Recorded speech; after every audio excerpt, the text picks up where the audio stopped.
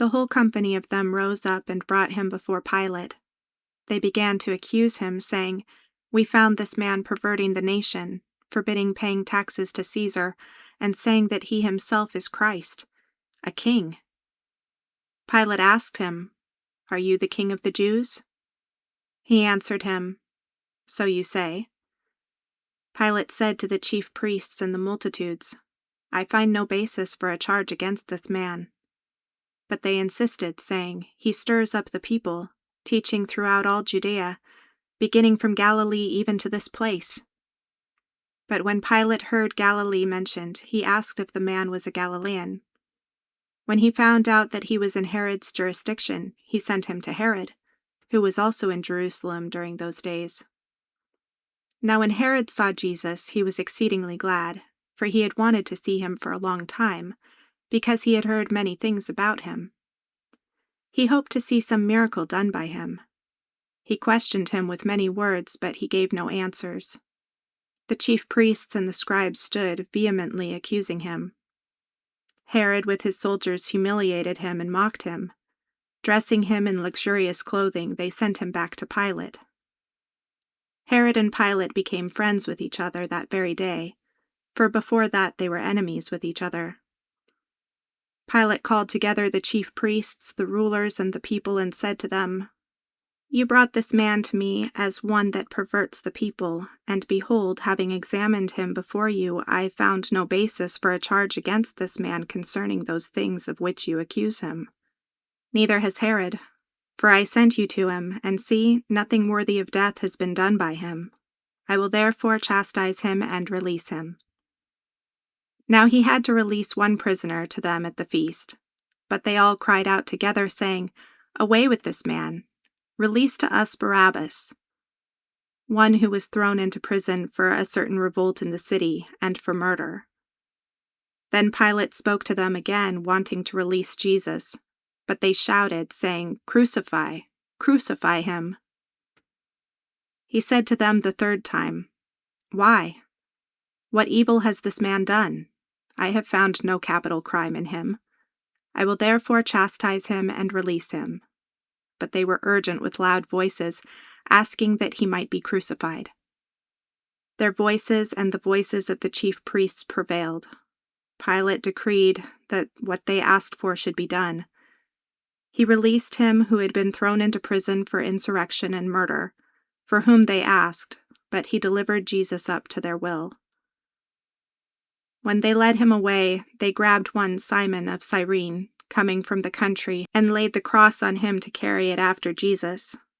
A great multitude of the people followed him, including women who also mourned and lamented him. But Jesus, turning to them, said, "Daughters of Jerusalem, don't weep for me, but weep for yourselves and for your children. For behold, the days are coming in which they will say, 'Blessed are the barren, the wombs that never bore, and the breasts that never nursed.' Then they will begin to tell the mountains, 'Fall on us,' and tell the hills, 'Cover us.' For if they do these things in the green tree, what will be done in the dry?" There were also others, 2 criminals, led with him to be put to death. When they came to the place that is called the Skull, they crucified him there with the criminals, one on the right and the other on the left. Jesus said, "Father, forgive them, for they don't know what they are doing." Dividing his garments among them, they cast lots. The people stood watching. The rulers with them also scoffed at him, saying, "He saved others. Let him save himself, if this is the Christ of God, his chosen one." The soldiers also mocked him, coming to him and offering him vinegar, and saying, "If you are the king of the Jews, save yourself." An inscription was also written over him in letters of Greek, Latin, and Hebrew, "This is the King of the Jews." One of the criminals who was hanged insulted him, saying, "If you are the Christ, save yourself and us." But the other answered, and rebuking him said, "Don't you even fear God, seeing you are under the same condemnation? And we indeed justly, for we receive the due reward for our deeds, but this man has done nothing wrong." He said to Jesus, "Lord, remember me when you come into your kingdom." Jesus said to him, "Assuredly I tell you, today you will be with me in paradise." It was now about the 6th hour, and darkness had come over the whole land until the 9th hour. The sun was darkened, and the veil of the temple was torn in two. Jesus, crying with a loud voice, said, "Father, into your hands I commit my spirit." Having said this, he breathed his last. When the centurion saw what was done, he glorified God, saying, "Certainly this was a righteous man." All the multitudes that came together to see this, when they saw the things that were done, returned home beating their chests. All his acquaintances and the women who followed with him from Galilee stood at a distance, watching these things. Behold, there was a man named Joseph, who was a member of the council, a good and righteous man. He had not consented to their counsel indeed. From Arimathea, a city of the Jews, who was also waiting for God's kingdom. This man went to Pilate and asked for Jesus' body.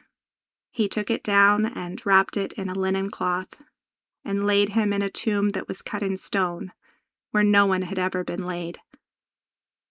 It was the day of the preparation, and the Sabbath was drawing near. The women who had come with him out of Galilee followed after, and saw the tomb and how his body was laid.